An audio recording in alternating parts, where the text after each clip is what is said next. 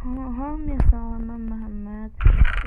Bu günləri bir dizi çıxardım və çox konuşmadan gəlsək videoya. Qapı döyülür deyəsən, nəysə, gedin baxın. Salam, buyurun, nə olmuşdur? Salam, bu günləri, bugün ben buradan ev tutmaq istəyirəm. Şəhəri çox bəyənmişəm. Ev tutmaq istəyirsiniz. Orada evlər var, oradan tuta bilərsiniz. Həmən yaxşı tutaq. Neyse, üçümdür. Kamera arkası. Burada envanterim candır ama siz görünmüyor kimi burada ev tuttum. Hava qaralır. Bu şəhəri mən ələ keçirəcəm. Neyse, indi planlarımı işə saldım. Sabah olmasını gözləyirəm.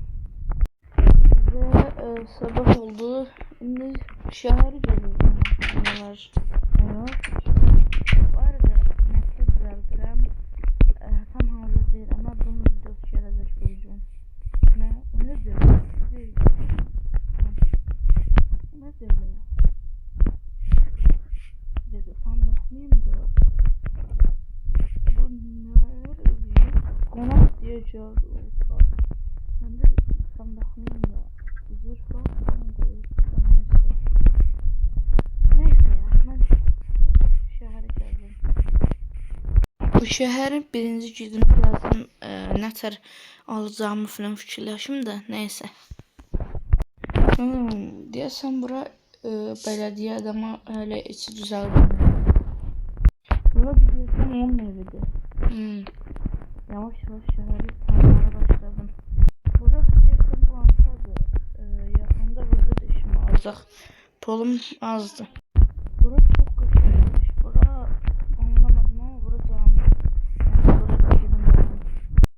Şəhərə baxıram da çox yaxşıdır həqiqətən. Da onun ne işi var? Konak değil mi? Ha. Dedim soruşum. Bura benimdi ve çok özeldi. Evet. Salam. Bura niye bakırsınız? Hey, bura hele böyle gəzirəm də şəhəri tanımaya çalışıram.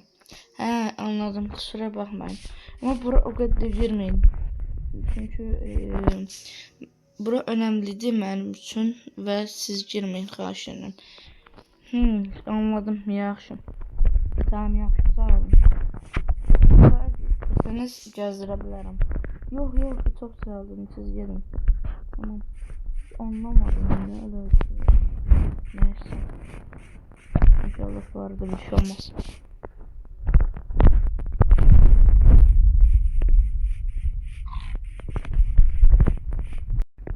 Var burada kamera arkasını gördüm de neyse 10 saniye tutulurdum neyse biliyorsun burada çok önemli şeyler var gelin bakın ama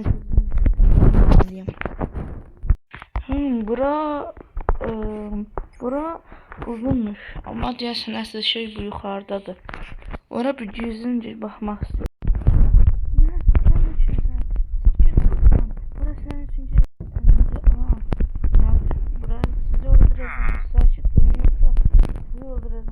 Yok, Mehmet Bey çağıracaq.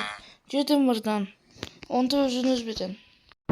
Bunu bilməzdim ama mecburam. Bunu mecburam. Neyse bu sandığın içinde ne var? Burada kitapla tüy var. Bakın.